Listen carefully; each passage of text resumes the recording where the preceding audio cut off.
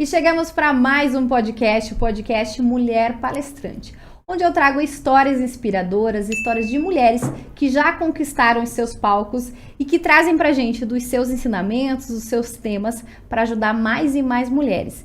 Eu já quero deixar aqui um recado para você já colocar no comentário de que cidade que você está falando e se você já é palestrante. E claro, seguir a gente nas redes sociais, além aqui do YouTube, para você ativar o sininho e acompanhar todos os podcasts, mas também seguir a gente lá no Instagram e também no Spotify. Todos os podcasts estão lá para você ir ouvindo no carro, aonde você quiser. Hoje a gente vai falar um tema bem importante e fundamental, não só para quem quer estar dentro das empresas, mas isso vale para a nossa vida. Então vai ser realmente uma aula. Estou com a convidada Daniela Bertoldo e a gente vai falar sobre liderança feminina. Seja bem-vinda! Obrigada, Gisele. Quando eu falei de uma aula, é realmente isso. Na verdade, o que você traz de ensinamento, seja nos seus treinamentos, seja nos seus processos de coaching, sobre a liderança. Mas antes de falar sobre liderança, eu queria entender um pouco mais. Claro, eu já conheço, mas para que todos conheçam, como que a Daniela chegou no papel de ensinar pessoas a serem líderes? Tem toda uma carreira aqui, né, Gi?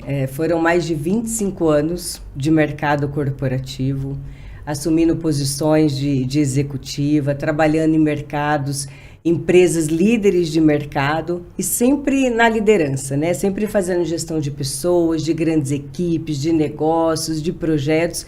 Então, o tema liderança sempre foi uma paixão. Mais do que uma carreira, sempre foi uma paixão. E ao longo desses 25 anos, como eu tive a oportunidade de estar liderando sempre algum projeto importante, eu sempre fiz questão de trazer mulheres para trabalhar comigo, para que a gente pudesse fomentar esse ecossistema e também apoiar as outras mulheres no cargo de liderança. E às vezes, né, quando a gente fala de liderança, a gente tem a sensação de que, olha, para eu ser líder, eu tenho que gerenciar pessoas. E não é assim, né? Quando você olha a palavra liderança na sua origem, ela vem do guiar, ela vem do conduzir. Então, mesmo que a pessoa não tenha uma equipe, não seja uma gestora, ela está sempre conduzindo alguma coisa, ela está sempre influenciando outras pessoas, ela está sempre sendo o exemplo para alguém. Isso é liderança. Por isso que hoje, depois de tantos anos de carreira corporativa, eu decidi empreender na área de desenvolvimento humano, mas olhando especificamente essa questão da liderança feminina. O que é, na verdade, isso? É o despertar da mulher para que ela possa, de fato, ser uma líder eficaz, para que ela possa realizar e para que ela possa se reinventar, principalmente nos momentos mais desafiadores da vida dela. Então é um pouco disso que a gente olha no conceito liderança. E o quanto é importante a gente falar, né, do momento em que toma a decisão também de se tornar líder. Porque com certeza até você se tornar líder das empresas que você passou, você tomou essa decisão de desenvolver as suas habilidades para que as pessoas conseguissem enxergar em você uma líder nata. Existe isso de líder nata? Então, assim, na vida eu sempre falo assim que nada é nato, que tudo você precisa desenvolver, né? Tem a questão da metodologia, você tem que ter uma metodologia para tudo, qualquer processo que você for fazer. Você tem que ter referências para poder se espelhar naquela pessoa, né? E aprender com ela também. E tem que se arriscar, tem que tomar a decisão e tem que se preparar. Eu sempre falo que assim, você precisa se preparar, principalmente quando você toma a decisão de estar numa posição de liderança. E mais uma vez, liderança não é só fazer gestão de pessoas. Às vezes você está liderando um projeto, você está liderando uma comunidade, você está liderando escrever um livro, né? Então tem vários tipos de liderança, mas é muito importante esse preparo. E sozinho é mais difícil, né? Porque ser nato, a gente sempre pode ter uma habilidade maior do que outras. Eu, por exemplo, eu sou uma pessoa de humanas, eu não sou de exatas. Eu posso estudar o que for a parte de exatas. Eu nunca vou ter a melhor performance, mas a questão da humanas, eu gosto, eu tenho aptidão para isso. Mas para que você possa ter excelência, você tem que se preparar. Você tem que buscar informação, você tem que buscar conteúdos e tem que buscar pessoas referentes em mercados. É verdade. E depois de toda essa experiência, você começou a atender empresários e empresárias dentro do seu instituto para trazer mais conhecimento para que essas pessoas também se tornem líderes. Exato, exato. Mais um ponto, né? Voltando na questão da metodologia. Às vezes as pessoas falam assim, nossa, mas o que eu vou trabalhar? Eu quero virar um gestor, quero assumir equipes, quero assumir um projeto. Quando você olha esse bloco de desenvolvimento, você sempre tem uma metodologia. Então você olha a questão da liderança, você olha a questão de formar equipes, de desenvolver pessoas, de ter a organização com a metodologia, de saber fazer networking. Parece que não, mas saber fazer networking é muito importante nessa questão da liderança. A questão da autoconfiança, porque você toma decisões o tempo todo, né? Decisões difíceis, decisões importantes, que acabam impactando outras pessoas e até o negócio que você está envolvido. Então, tudo isso a gente acaba olhando dentro desses módulos e principalmente na parte do desenvolvimento. E na parte do desenvolvimento tem a questão do autodesenvolvimento, também do autoconhecimento. Então, ser líder, um principal fator, né? Um fator muito importante é você se conhecer. Porque às vezes nem todo mundo quer esse tipo de desafio, né? Então, se você quer esse tipo de desafio e quando você vai cuidar das pessoas ou cuidar de algum processo, o autoconhecimento também é super importante. Eu acho que é importante a gente falar da questão do autoconhecimento, já que você tocou nesse assunto fundamental, porque pode ser independente do tema que eu traga aqui, das mulheres que eu trago, que já são referências. Pode ser o tema que for, mas sempre volta para o autoconhecimento. Até mesmo para você dar uma palestra, quando eu trago nas formações, né? Para você ser uma mulher palestrante, primeiro você tem que se conhecer para ver como que você consegue ter aquelas habilidades de comunicar. E muitas pessoas acabam ficando perdidas nas suas áreas, nas suas profissões. Às vezes, em um determinado tempo da sua vida, ela se sente perdida olhando, meu Deus, mas será que esse é o meu propósito? Existem ferramentas para a gente descobrir isso através dos processos que você atua? Existe. Principalmente o coach, né? O coach, na verdade, ele é um conjunto de ferramentas. Então, você tem mais de 30 ferramentas disponíveis para que você possa aplicar e para que o coach, que é o que nós chamamos de coach, ele possa ir entendendo qual é o caminho que ele tem que perseguir através do autoconhecimento. Inclusive, tem uma ferramenta muito importante que eu particularmente gosto muito dela, que é a roda da vida. Né, que às vezes o mercado marketing até acaba usando essa roda também para se espelhar até em outros segmentos. Mas a roda da vida, geralmente, ela é aplicada na segunda sessão de um processo de coaching. E para que ela serve? Ela serve para você identificar todas as áreas da sua vida e aonde você está devendo, né, aonde você está olhando menos. E quando você termina de fazer a roda da vida, né, que ele avalia os 12 níveis da tua vida, espiritualidade, carreira, relacionamentos, você olha aquele resultado e você fala, uau, eu não achei que isso aqui estivesse tão descuidado como está. Então, é uma ferramenta poderosa de autorreflexão e para tomada de decisão também. A partir dali, eu já vi muitos casos de pessoas mudando o foco. De chegar num processo e falar, olha, eu tenho esse caminho, eu tenho essa meta.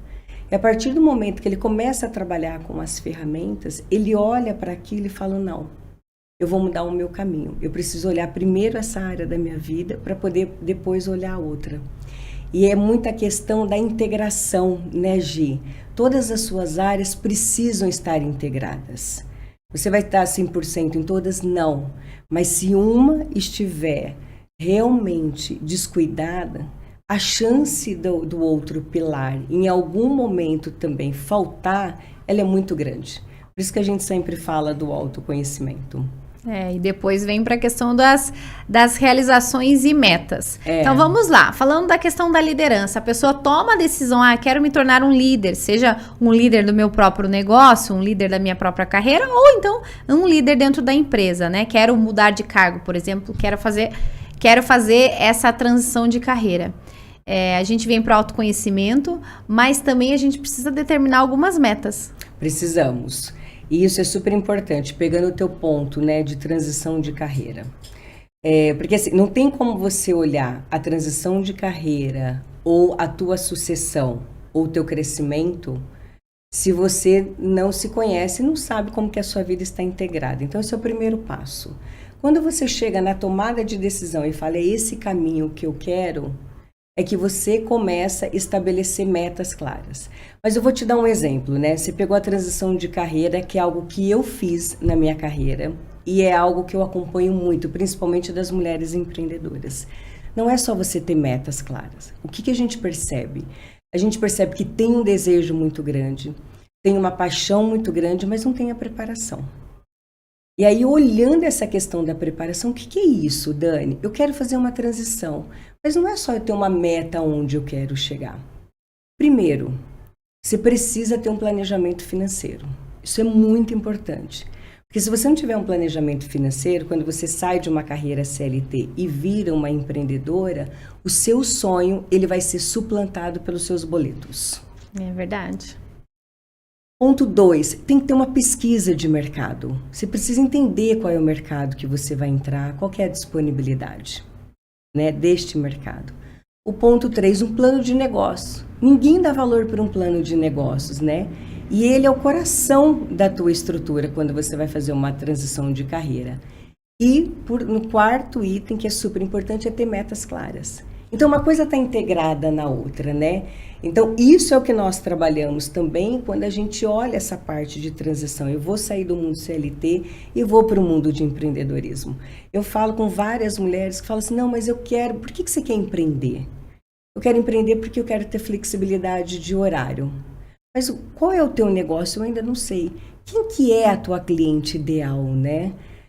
Não, eu não sei ainda. Aí fica muito mais difícil, porque aí você vai gerar uma angústia no processo e a chance de você viver o teu propósito ou realmente construir uma empresa de valor, ela vai demorar um pouco mais nesse processo. Então, não é só no processo de coach que a gente usa as ferramentas. No processo de mentoria também, principalmente em transição de carreira, essas ferramentas também são utilizadas. Muito interessante. E agora vamos falar um pouquinho de desafios? Vamos. Desafio é uma coisa que é interessante a gente falar, todas nós aí falando de mulheres, e os homens também são muito bem-vindos acompanhando aqui, entendendo um pouco mais dos processos das mulheres, vocês que estão nos ouvindo ou nos assistindo, mas falando dos desafios das mulheres para elas conseguirem entrar, conseguirem conquistar altos cargos, seja dentro das empresas ou até mesmo elas como líderes da sua própria carreira. Assim, a gente percebe um avanço, né? Mas ele ainda é muito pequeno.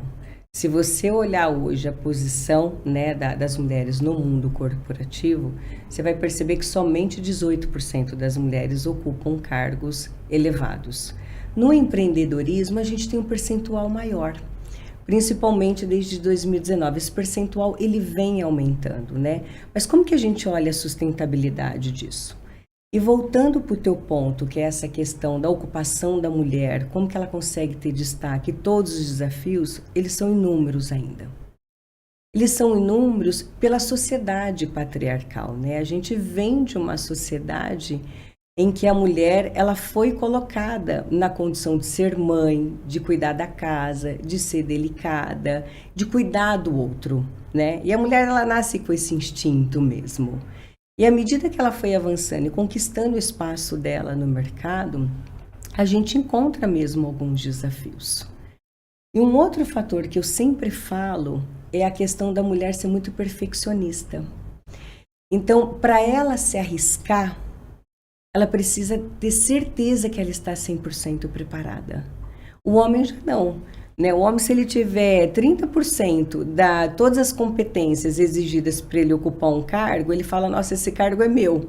Ele vai e concorre a essa posição. A mulher, se ela tiver 95%, ela fala, não vou nem concorrer, porque ainda falta os 5%. Então, eu acho que essa questão mesmo do comportamento e do próprio mindset é a gente se arriscar mais. Porque tem uma frase, né, que eu sempre falo, que é o que eu trouxe para a minha carreira como executiva. Você nunca vai estar 100% preparado até você sentar na cadeira. Porque você não conhece todos os desafios. Você vai se preparando, você tem as habilidades e tem as competências. Mas para você estar 100% é quando você senta naquela cadeira. E quando você consegue, de fato, entender o que ela exige de você.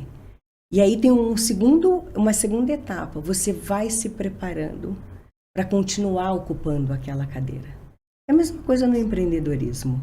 Você sonha, você tem um propósito, você monta uma empresa. E ao longo desse caminho, quantas vezes você muda o teu plano de negócios? A gente vai mudando. A gente muda a questão da nossa missão. A gente muda a questão dos nossos produtos para o nosso cliente. A gente vai adaptando. É a mesma coisa quando você decide assumir um cargo de alta liderança no mundo corporativo. Então, se eu pudesse dar uma dica para as mulheres que estão nos ouvindo, seria o seguinte: ocupa o teu espaço, senta na cadeira. Você nunca vai estar 100% preparado antes de sentar nessa cadeira. Depois você corre atrás. Excelente, ó, uma salva de palmas aqui. É verdade, é uma excelente reflexão. Agora eu queria que você trouxesse um pouquinho da sua história e se você pode trazer um ponto de quando foi a primeira vez que você se tornou líder e você falou, uau, eu consegui. Você lembra assim do momento ou então da sensação? Lembro, só que assim, olha, Gi, não foi nem um uau. A primeira vez que eu me tornei líder, eu comecei a gerenciar pessoas, foi com 17 anos, porque eu tive um supermercado, né? Então, eu comecei empreendendo com 17 anos, e as pessoas falam, não, mas era o supermercado da sua família. Não, meu pai me emancipou aos 17 anos para poder ser dona do supermercado. Então, eles tinham um supermercado, e na verdade tinha uma oportunidade que era muito bacana. Eu lembro que ele virou para mim e falou assim, olha, você vai ser dona desse supermercado sócia com o seu irmão. Eu tinha 17 anos e fui emancipada. E ali eu fiquei até os 20 anos, né? Já tinha equipe, tinha as pessoas, mas não sabia muito bem ainda o que era ser uma líder. Sabia muito mais o que era ser uma empreendedora. Meu pai é vendedor, foi vendedor a vida inteira, então eu nasci como vendedora. E depois de 3 anos eu fui para o mercado corporativo. E ali no mercado corporativo, com 20 anos, eu já entrei para fazer gestão de pessoas. Eu brinco até hoje que eu gostaria de rever a minha equipe para pedir desculpas pelo meu nível de maturidade. Porque eu fui uma líder tão ansiosa, querendo fazer tanto acontecer, que o meu olhar era muito mais para geração de negócios do que para desenvolvimento de pessoas. E se eu tivesse tido uma mentora naquela época, eu tinha errado menos. Eu errei bastante. A intenção sempre foi positiva, né? Mas a maturidade e a experiência foram coisas importantes para a minha carreira como gestora. E a gente nunca sabe tudo, né? E aí, quando você fala uau, é porque é o uau daquele momento, mas todos os dias você tem um desafio. Todos os dias você vai olhar para uma pessoa que faz parte da tua equipe e você vai falar, putz, ele tem orgulho de falar, ele se sente representado por mim, ou ela se sente representada. Só que vão ter dias que você vai olhar para uma pessoa da tua equipe e você vai perceber nitidamente que ela está frustrada com você. Então, essa relação de liderança, ela tem a ver com o sentimento de admiração, mas também com o sentimento de frustração. É como está no nosso dia a dia.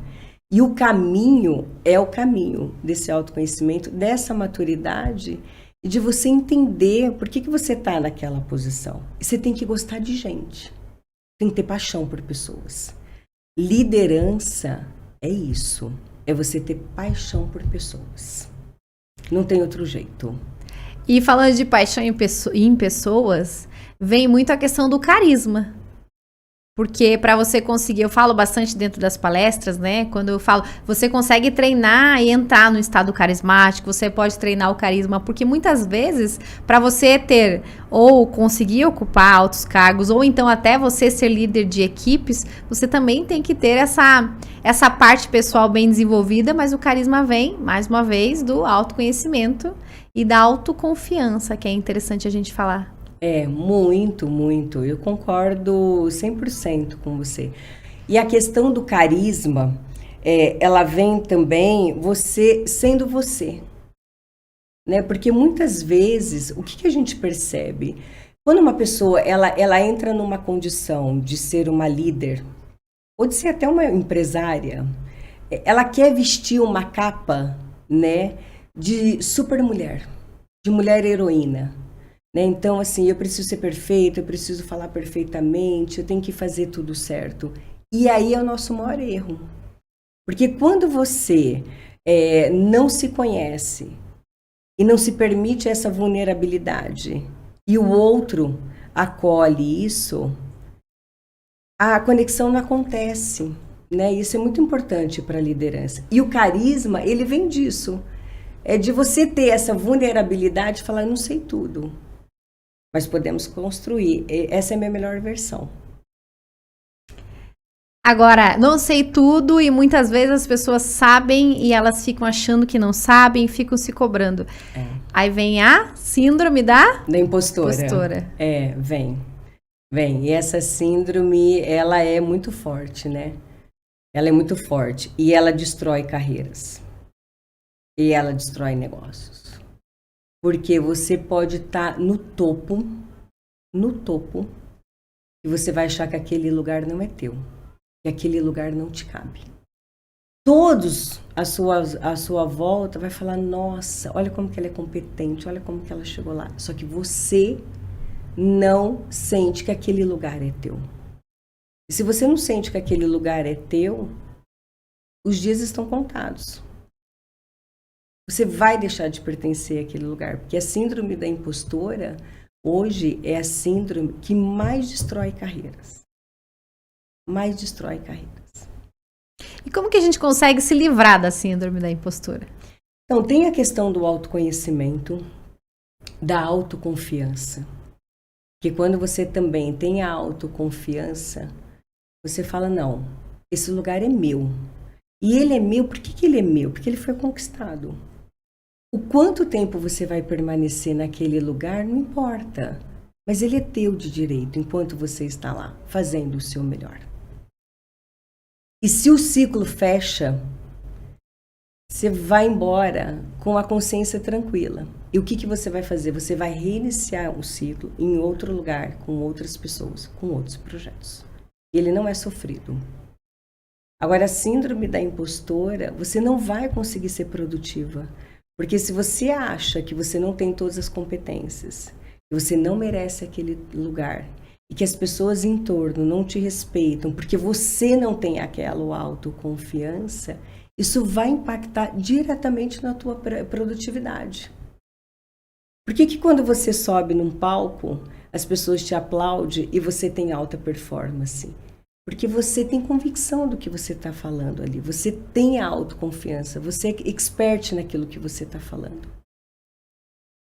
Agora, se você sobe em qualquer palco, seja o palco da vida, e aí eu já estou puxando o palco para você, Gi, que é a tua expertise, e você olha para aquele público e você fala, esse lugar não é meu, as pessoas que estão ali te assistindo, elas vão realmente achar que aquele lugar não é teu. E cientificamente já está comprovado, né, que a tua mente, ela tem um impacto na tua expressão corporal. E a tua expressão corporal, ela também tem um impacto na tua mente e na tua voz automaticamente. Então, a autoconfiança, saber que aquele lugar é teu, que ele é merecido, é o que vai fazer com que você tenha performance e que você entregue produtividade. Parece simples falar, mas é difícil. É verdade. Tem que ter muito preparo, tem que ter estudo e tem que ir buscando, tem que se qualificando, tem que conhecer as pessoas, tem que fazer muitos treinamentos, tem que fazer muitos cursos, muitas reflexões. A jornada é extensa. Mas vale a pena o resultado. Vale a pena. E um pouco do que a gente conversou hoje vai estar dentro do capítulo, porque a Daniela é uma das coautoras do livro Mulheres Palestrantes. Você vai falar um pouco desses temas que você trouxe aqui pra gente? Eu acho que esse primeiro, né? É um super orgulho ser coautora desse livro Mulher Palestrante. Acho que ele vai ajudar muitas mulheres. E a gente que está participando, conhecer a história de outras mulheres também vai ser um aprendizado importantíssimo. Mas o que eu conto ali é um pouco disso, né? Dessa minha trajetória enquanto liderança feminina, né? Enquanto uma mulher que sonhou muito em conseguir posições de destaque no mundo corporativo e também sonhou muito em ser uma empreendedora e ser uma empresária. Mas ao longo desse processo eu vivi tudo isso. Eu vivi síndrome da impostora, eu vivi burnout, eu questionei várias vezes o tamanho da cadeira, se a cadeira ela era para mim ou não, né? E quais foram os caminhos que eu fui buscando para ir diminuindo ao longo, né, desse processo. Então, a mensagem principal é o seguinte: tudo bem você sentir tudo isso, é normal. Significa que você é humana. O que não pode é você sentir tudo isso e não buscar ajuda. Não buscar ajuda. E não ir percebendo que você está melhorando ou que você está acabando com esses monstros aos poucos. Né? Então, o que faz a diferença de uma mulher que sente tudo isso, mas ela continua estagnada, de uma mulher que também já sentiu isso em algum momento, mas que chegou no topo, já ocupou grandes posições e tem sucesso na carreira, é porque ela foi buscar ajuda, é porque ela teve mentores, porque ela buscou qualificação, é porque ela fez diálogos com outras pessoas. E isso vai transformando ela numa mulher muito poderosa. Uhum. E ela vai se sentindo cada vez mais confortável na cadeira que ela está sentada. Maravilha. Falei para vocês que hoje ia ser uma aula, foi uma aula. Para mim também, aprendi muito aqui com a Daniela. Agora, queria que você deixasse suas redes sociais para as pessoas te acompanharem mais, para se tornarem suas mentoradas, conhecerem o seu trabalho. Claro, me segue lá no Instagram, eu tô como Daniela Bertoldo, _oficial, e também no LinkedIn, Daniela Bertoldo. Isso mesmo, muito obrigada pela sua presença aqui. Eu que agradeço, Gi. Inclusive, Daniela está aqui em Curitiba porque ela vai ser uma das palestrantes de uma das formações Mulher Palestrante, que se você quiser conhecer mais, é só entrar aqui nas redes sociais e a gente tem mais informações. Esse foi mais um podcast Mulher Palestrante. Se você quer se tornar aluna, vem participar e principalmente começa a seguir a Daniela, os conselhos dela nas redes sociais e você pode se tornar até mentorada e conhecer os projetos, porque aqui a gente não falou de tantos projetos que a Daniela está à frente, ela tem vários e está tudo ali nas redes sociais. Até a próxima e eu quero seu comentário aqui.